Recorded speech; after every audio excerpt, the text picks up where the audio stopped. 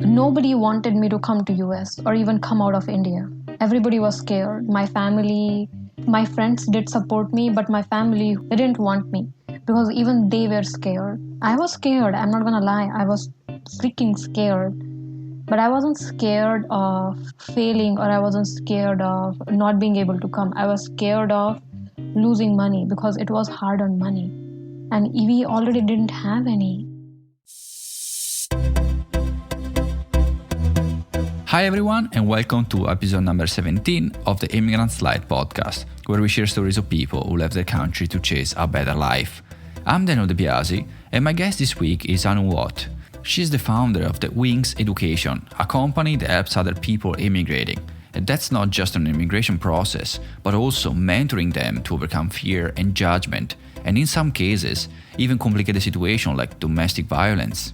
Her company already helped more than 1,000 people. You can find out more by visiting wingseducation.com. In this episode, we're gonna talk about why she left India and how, the fear we experience when we leave our country, and the judgment that sometimes we receive from people around us. And last but not least, the work she's doing to help other aspiring immigrants. And now, please enjoy this episode with Anu Watt. Hi Anu, thanks for being on the show. Hi Daniel, thank you for inviting. No worries, how are you? I'm doing good, thank you. How are you? Pretty good, thanks. Pretty good. So, Anu, do you want to give me a little bit introduction about you, what are you doing, and where you live now? Yes, of course.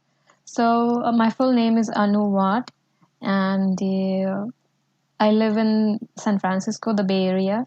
I offer counseling to international students and aspiring international students in order to move abroad.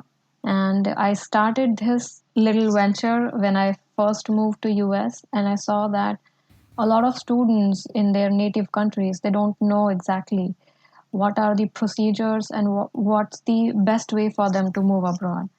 And to bridge this gap between the knowledge of the students and the actual reality, I am trying my best to help as many people as I can. So far, I and my team have helped more than 1,000 students move abroad, and with my counseling, I have helped more than 5,000 students. And I always knew I had a passion for education ever since I was 9 years old. And that's when I knew whatever I want to do in my life, I want to follow this passion and be really close to it, because I feel education is power, and it has the power to change the world on a broader perspective. For me, it was difficult. To move abroad, I had the most brutal, heartbreaking, excruciatingly painful journey when I moved. But then I realized I could help people with my journey and tell stories of the situations I have faced and overcame. And here I am. And I have been doing great work. I do online counseling. I write a lot about my experiences on different platforms. And I do host a podcast. And I also volunteer with United Nations, and I teach lots of foreign languages, mainly English, and a lot of Indian regional languages that I'm fluent in. Okay. Oh, that means you're from India, right? Mm-hmm. Yeah, I'm from India. Okay. I want to go back to your company, but first of all, you say about you're passionate about education. Is that what you study for? No. So what I studied is totally different than what my passion is. Okay. I have a master's in statistics, and I finished my dental school, and I became an oral surgeon back in India. So I am a combination of both a surgeon and mathematician, you can say. But I choose to work for my passion, that's in education. Do you want to tell me a little bit more about your story about how you moved from India to the United States? Yes. So I was working as a surgeon in different clinics and visiting. And I realized that it was very difficult for me to find opportunities that I really wanted to do. And it was partly because I was poor. When I tell people that I did my dental school, they just assume that I'm rich. But it's not like that. I was really poor. I finished my school with full funding, and I was looking for opportunities to do, but I would never find any because everybody wanted money. And I'm like, I don't have that money. I'm poor. I'm just trying to make a living for myself and my family. But they didn't understand it. And on top of that, being a girl was not easy in a very male dominant country and a male dominant industry as well. And I didn't get enough opportunities, and I kind of felt like, maybe next year I'll find something good. Maybe next year I'll find something good. I kept on doing this for 4 years in a row, and I realized that next year is never gonna come. If I don't work for it, or if I don't work for myself and my family, we are not gonna see that next year where we are prospering, and it's just gonna be like living a poor life throughout. And that's when I decided, I think I really need to make some decision, not for me but my family, because I have seen my family how they struggled through poverty to raise me and my sister, and I was like, I don't want them to live like this anymore. I don't. And I was already 22 years old when I made that decision, and I knew I don't see myself in the future in India, but I didn't know how I'm going to do it. So I started researching information, and I encountered with lots of bad people who wanted to take advantage of me for money when it came to abroad migration. And that's one of the reasons that I started my own venture to genuinely help people find direction. Mm-hmm. And that's when this came. And like I mentioned earlier, my journey was very difficult because I met lots of hurdles in the way, and poverty didn't help. Being a girl didn't help either. So breaking those stereotypes and overcoming those obstacles was something that made me into a person I am today. And that's something that made me realize that I have a passion for education. I did not realize I have a passion for education until 3 years ago. I was working in the same thing, like I was helping people pursue education, help them fight depression, help them guide in a better direction so that they have a better career and future. But I didn't realize it was my passion for education. When I realized it, I haven't stopped. A little bit back, you said you were poor. So first of all, the things that come to my mind, like how did you find the courage? Because for most people, the biggest problem, the biggest obstacles when you leave the country and to know how I'm gonna survive once I get there. So people kind of need their some sort of saving on the side. For example, if you can't find a job or pay the rent when you move there for the flight ticket. So how did you overcome all this problem in your situation? In order for me to give exams, even for IELTS, for us now it feels like it's just $200. It's not a big deal, not such a big deal. But then those $200 in the currency, in Indian currency, where it was 12,000 rupees, and I even didn't have like 200 rupees on me. 200 rupees is around $3 during those time. And talking about $200 was even worse.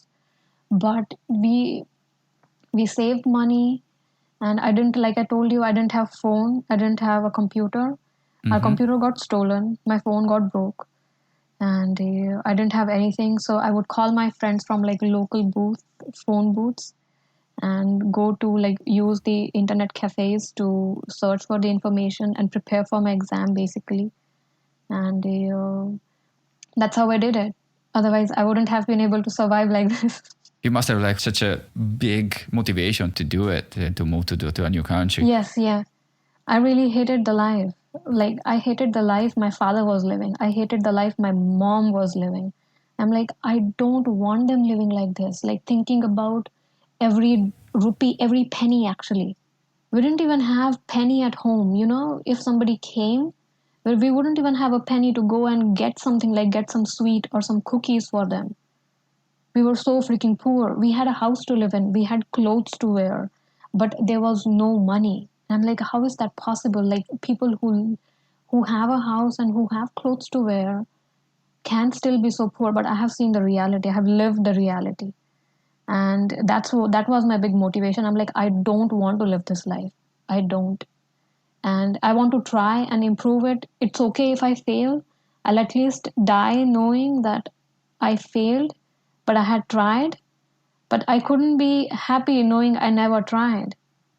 Yeah, you're right. So this is what happened, from poverty to living in Bay Area. Yeah, and buy a house. So that was a big deal. Congratulations. Yeah, must be like a huge milestone. Yeah. Thank you, Daniel. So how did you go from, I don't know, your situation were in India and get on a plane and go to the US?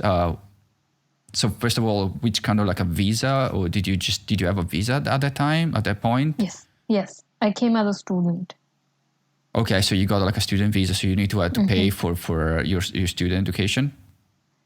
Yes, I did pay for my student education, and I did receive funding as well for my college. Okay, so you applied to a college in the US, you got the funding from that college. A little bit, not completely, but partial funding. What's the requirement to have this kind of funding? It was because of my grades and the work I was doing in research. Okay. So that was something that made me eligible for the funding. Okay. And when you left, were you studying in India at that point, or you already graduated? I had finished my education in India when I moved. And at that point, what was your English level at that point? The same that we are speaking right now. So you were fluent in English. So yes, that was yeah. Okay. So that was not a barrier for you to move to a new country with the language. Not at all. Actually, it's very surprising because when I moved to US, I felt like I just came home. I didn't feel like I was an outsider. I didn't even feel that I have like I wasn't judged basically. In India, I was judged for being too ambitious of a girl. Everybody judged me like, girls can't be this ambitious. Girls can't do this. You're poor. You are not supposed to do this. You're supposed to do this and just live your life and be poor all your life. That was the kind of judgment I had received back in India. But then when I moved here, I was like, how come are people so easily accepting me here? Nobody's asking me questions about like what my parents do, what I did.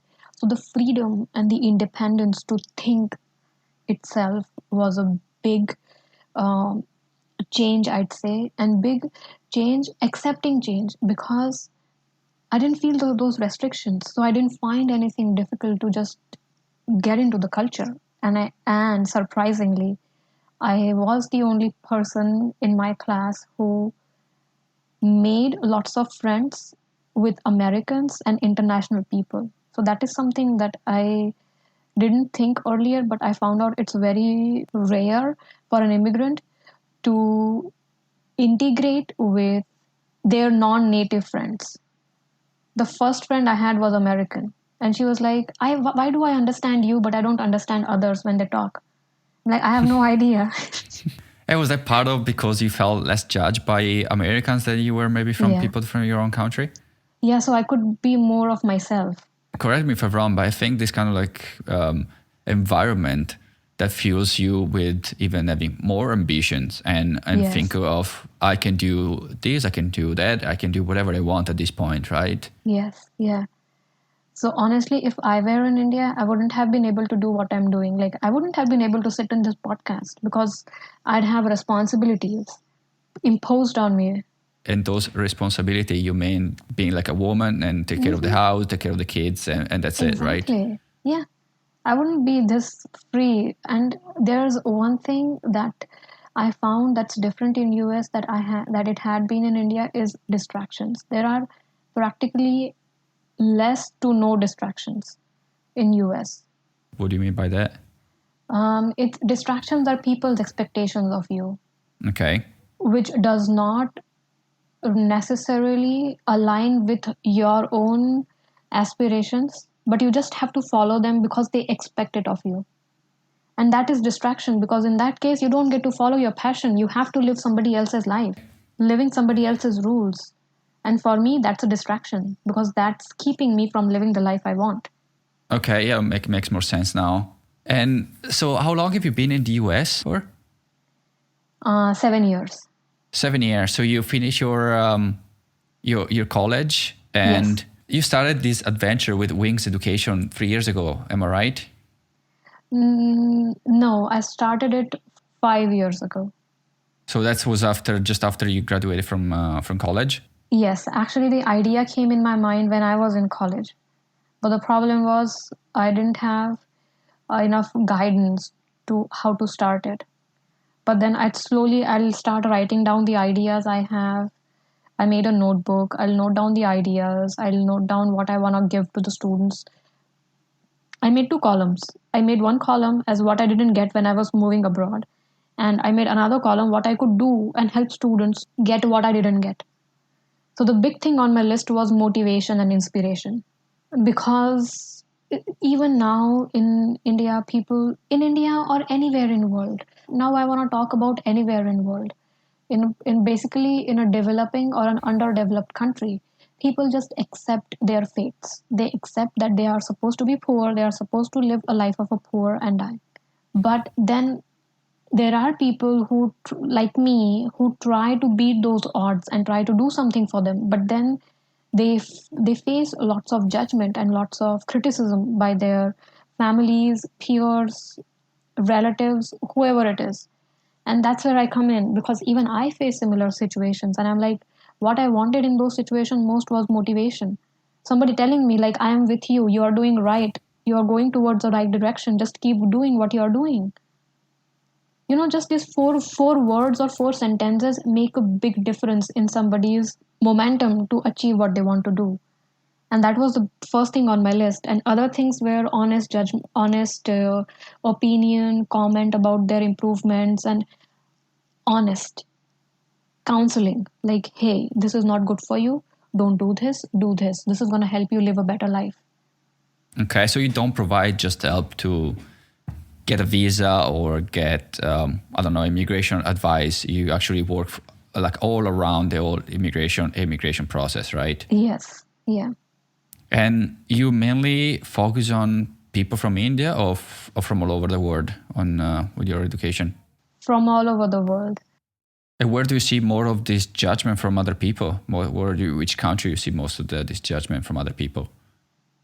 Actually, everywhere, sadly. From every student of mine faces one or the other type of judgment. In my experience, I felt not judgment, but people were saying that I should have left. I shouldn't quit my secure job to go to the uncertainty. And I think there were not just judgment from them, but mostly was them trying to protect me to not failing. And for most people, don't do this like a big jump into the unknown because they are too scared to fail, right? And that's what people stays in the situation if they are, not because they are comfortable in the situation, but because it's easier sometimes to stay in the situation than actually do something that's scary and something that you don't know the outcome of it. So I think what you're doing, I think, is great, that you can help people to overcome this kind of a judgment if they feel this kind of judgment from their people. Because the people around you, your friends, your family, it's important. Their opinion is important for you. And if the people around you tells you that what you're doing is not the right thing to do, some people get scared and then don't actually do it. Yeah, I know. Because of fear, yes. Fear is a big challenge to overcome. And I see that in, especially in the Indian women who are domestically abused and suffer from domestic violence. And for them, I have helped around 20 or 50 of these women and helped them move abroad to study and be independent. It was very tough, I'm telling you. It was so tough for each one of them. And it was tougher for me because they didn't want anybody knowing what they were doing. And so it was kind of a between just the two of us, like when they would be giving their examinations, applications and stuff, we would do everything online. I hardly spoke with a lot of them on phone, like hardly 5 times, because they would be under constant vigilance of their in-laws, and they would need to take care of the household, cook food, and do all the chores, and still they manage to study and move abroad. And they are very, lots of them are shy, they don't even use social media. They are like, we don't want to because we have suffered too much, and if somebody else comes to know about them, they might try to hurt them now, even though they don't live in the country. That's crazy.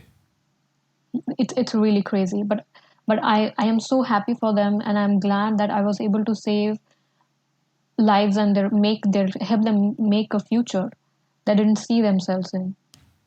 Yeah, I mean, it's hard for like in a normal situation, leave your country. I imagine like in those situations. I mean, you probably have a bigger reason to leave the country, but at the same time, you got way more obstacles in your way to actually do it. Yeah. Because even just to, I don't know, get a ticket, get the money to get a ticket and move abroad and all these kind of things that you need to kind of like a support from people around you, or at least the freedom to do it. And if you don't, I'm glad there's people like you that support these kind of services that to help these women. It's crazy. Thank you. And do you have any maybe advice for people that wants to do, maybe not in the same situation, just in a normal situation? What advice would you give to people that wants to do this, that wants to emigrate, they want to move to a new country? Don't let anybody tell you you can't do it. You can and you will. Yeah, I agree 100%. And what make you stay in the US and not try to, I don't know, other countries? When I first came to US, it was still more accepting to immigrants and everybody. The things changed eventually, but in the beginning, it was the acceptance. And I chose the program I went into because of the exposure that they were gonna give me. And that was one of the reasons that I chose US, because I had compared programs in Canada, and I also had compared programs in UK against the program I went in US, and I saw that the curriculum that was here that they offered, it was a lot more detailed and diverse than other programs. And that's what I wanted. I wanted to be able to learn more things at the same time in the same program, than rather than being focused on just one thing. When you left India, did you know what you wanted to do? Yes, I knew that was, I think, being able to know what exactly we want to do in our future helps tremendously set our course. So I knew where I wanted to work, I knew what I wanted to do, and in the end, I knew whatever I would choose to do, I wanted to help people through my work or my passion. So now I realize it's so much satisfying to be able to help people on both ends. And like you asked, that why did I choose US and not other countries? It was mainly because of the program I went into. If that program was offered in Canada, I would have went to Canada. If it was offered in any other country, I would have went there. And this program means that we're like a more specific to what you wanted to do? Yes, yeah. It was the grad school program that I went to that had everything I wanted to learn. Okay, makes sense. Do you have any regrets about leaving India? No. The only regret I have is I don't get to see my parents often. But it's not like I have to go India to see them. They can visit me here and we can meet here. So it's not a regret that I can't overcome. Yeah, the upside is greater than the downside. Yes, yeah. And what's the biggest upside about you emigrating and move to the US? I realized my true potential. I realized it's okay to be a woman. It's okay to be poor, to come from a poor background, to come from poverty. As long as we are able to work to rise above from there, and being a woman is actually not the downside but the power. Being a woman is not easy, and being a woman managing a house and also helping students and doing what I also want to do in my personal life, it's a tough life to balance, right? And I'm not saying men have it easy, but women from a very conservative orthodox background face a lot more challenges than other counterparts. And when I came here, the upside was like being a woman here for me was a power, because nobody saw me as a helpless creature. Everybody saw me as an independent girl who has ambitions, who has dreams, and who wants to work hard for them. And I didn't ask anything for as a favor, or I didn't ask for charity from people. Whatever I have achieved here, I have earned it from my hard work. Everything that I have been doing and I wish to do in future, I wish to achieve it from my hard work. I agree with you with the fact that women have this extra power, especially women coming from your country that had lived this kind of prejudices and this kind of limitation. I don't know, your boundaries just fall off and you can have all the freedom that you feels even more power and somehow, yeah, the freedom to achieve whatever you want in life. And also I agree with you that men usually it got easier than women in general. I think we got easier. Just the fact that we don't have to get birth to kids, that's I think it just makes a lot easier. Yeah. That's just one of Yes. just one of the things. One of the things, yeah. And even making kid, it's not even painful for you. It's actually enjoyable. Yeah, I mean, we don't do much. We don't do much. We don't get birth. We don't have to feed them. What men can do, it's very limited. Yeah, that's right. What's the biggest challenge you had to face when you moved to the US? Fighting the world. What do you mean by that? Oh, because nobody wanted me to come to US or even come out of India. Everybody was scared. My family, my friends did support me, but my family, who I lived with for a greater amount of time in a day than I did with my friends, they didn't want me because even they were scared. I was scared. I'm not gonna lie. I was freaking scared, but I wasn't scared of failing, or I wasn't scared of not being able to come. I was scared of losing money because it was hard earned money. Mm-hmm. And we already didn't have any. So the greatest part was fighting the world, the greatest obstacle, fighting the world and kind of proving them that yes, I can do it. That was the biggest challenge. Yeah. Because correct me if I'm wrong, because when I told people my journey and my story and that I left Italy with no English at all and moved to the other side of the world, they said that I was brave. But for me, I didn't feel like I was brave. What fuels me for me to leave the country wasn't braveness. It was actually fear of the future. I think that's what actually motivates me to leave, was the fear of knowing what the future would be for me in Italy against what it could be in another country. So I think fear most of the times actually is the motivation that puts you makes you make the jump. It's not about what's, I don't know, ambition of or courage to chase your dream. It's actually the fear of not actually changing at all. Stay where you are. Yes. Wow. Yes, that's right on point. And do you feel lucky to be an immigrant? Oh, yes, I am so.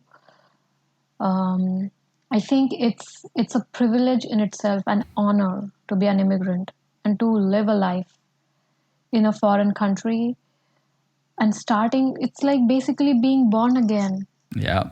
We don't know anybody. Nobody knows you.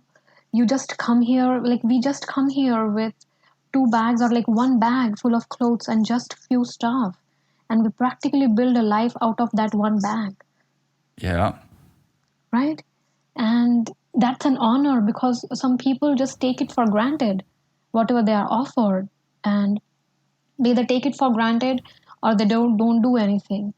But then it's the people who are immigrants who choose to do something for their future, for their family's future, whatever their motivation is. And that's what sets people apart from the ones who are just complacent. Yeah, no, I agree 100%. The other thing I think is that the freedom, speaking about freedom, I think moving to a new country with just a bag with the clothes, I think even that is freedom. Because Yes. most of the time we think that buy a house, get a secure job, all of that gives us security. All of these things that gives you comfort at the same time that gives you less freedom to Yes. to do more things in life, right? Yes. And if you could go back in time, if you have like a time machine or something that you could go back in time, is there anything that you would have done differently, or there was something that you would tell to your young self? Yes. Oh boy. Yes. So I wanted to first move out of India when I was 10 years old. There was an exchange program in my school when I was in fifth or sixth, I think fifth grade. I believe when there was exchange program from our school to a public school in Greenwich, UK. So a family was supposed to sponsor the kids. My parents got scared. They thought, who's gonna feed me? Who's gonna wash my socks? Help me get dressed and do my hair? So they didn't send me. Oh no. And partly they were scared because for them I was little, but for me I didn't think I was little. I think I kind of grew up faster than others. I was probably more matured when I was 9 years old than other 9-year-old kids. And I was already thinking of future. I'm like, I was questioning my surrounding. Like, why are girls made to behave like this and boys are like this? Why am I not allowed to do this, and whereas everybody else is okay to do this? Why do other parents go on vacations every year, whereas we can't even afford to go outside of the city, like once a year? So I was starting to question these things when I was like 8 years old, 9 years old. And my parents and everybody else would just say, you're too young, you don't understand now. But I think I understand too much. And because of that, I realized I was different than others. And if I could go back in time, change something, I would move out of India when I was 10 years old. Yeah, it wouldn't be easy, It but wouldn't be easy, but I'll do it. I'll tell my parents, you know what? I've seen the future. You should let me go. You won't regret it. no, I don't think they would have. They don't now. Hi, Daniel's here. Hope you're enjoying this episode. Just a little interruption before we continue. The next segment won't make much sense at first, and that's because I had to cut some of the recording. We discussed things that she didn't feel comfortable sharing on the podcast. I hope you understand. Okay, let's get back to my conversation with Anu. My husband also wants to do a lot of different things. Actually, help fight racism. That's his calling. Fighting racism. So he's like, I want to start from these countries, like from US, Canada, UK, Australia, and then couple of European countries, and then make groups here so that we can fight racism on a very broader perspective. Yeah, I think once the US started actually overcoming this racism, I think there will be like a just domino effect to other countries as well. Yeah, And exactly. And you won't believe. So I did a conference in United Nations in this year, February, and I raised a question. What was the effect of the transition in the leadership, like the presidency in US, on the UN overall? They said US has not paid 5 years in arrears. That's $500 million. sorry, they didn't what? They haven't paid like whatever every country is supposed to contribute to United Nations. Okay. So US hasn't paid for last 5 years. That's close to $500 million. Oh, wow. And they have lost lots of funding because US has a big economy, right? They contribute the most in lots of things. Yeah. And the second was with the climate change and pollution and all these major effects like refugee programs, climate, they just turn a blind eye. They think it's not a real problem. It's just a hoax. And that was a big issue here. And they didn't want to be a part of the summit that UN hosts because they didn't believe in the agenda or the goals of that summit. Yeah, I remember that. I remember the news about that. Like, how is that possible? And then my next question was, what is the impact overall globally of the treatment US is giving to its immigrants? And when immigrants are choosing more accepting countries like Canada, Australia, or New Zealand, what's the effect overall on the world? Because these are skillful people. If they are not coming to US, they're going somewhere. Exactly. How's that gonna be affecting us? So it looked like he didn't want to answer. He didn't answer my question. He just said, we should focus on honest, clear immigration, and that's it. He didn't say anything about impact. He didn't say anything about US's discrimination. And then that's when I realized immigration is a hot topic everywhere in the world. It is. and nobody wants to touch it. It's so freaking hot. Yeah. So that was something that was very tough for me to realize. Like, nobody cares for immigrants. No. On higher levels, it's very few people who actually care for immigrants, and who actually want to do something to help immigrants. Yeah, I think we're gonna find in the near future. I think that will change in the near future, because people will start realizing that what actually immigrants did and do for the country. So In US, I think people are gonna realize that 10 years after the fact. So now we are just over like 5 years of the 10-year span. So after next 5 years, people are gonna realize what a great mistake they did by electing the person they shouldn't have, and what impact has it made on the overall development of the country. yeah, totally.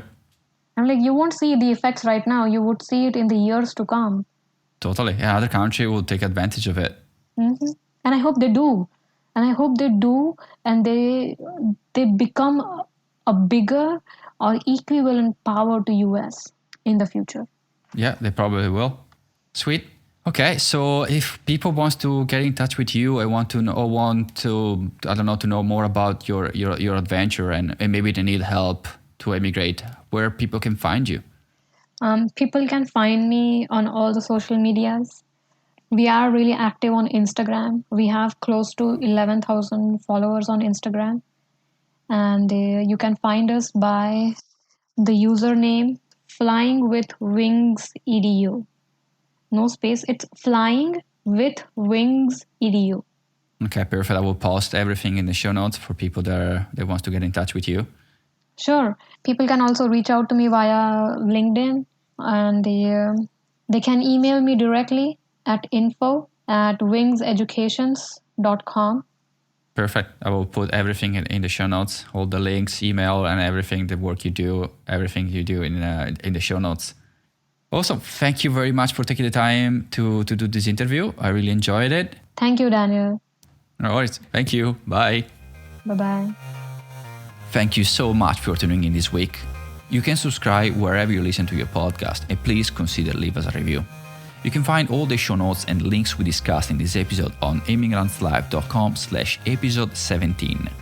And if you want to be on the show, you can visit immigrantslife.com/yourstory. One more thing before you go.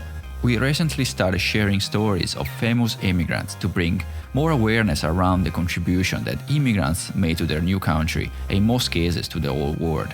We shared the story of the bodybuilding legend Arnold Schwarzenegger, the father of jeans Levi Strauss, and last week we covered the story of Albert Einstein. You can find these stories and more on our website, immigrantslife.com. Thanks again for listening. Talk to you in the next one. Ciao!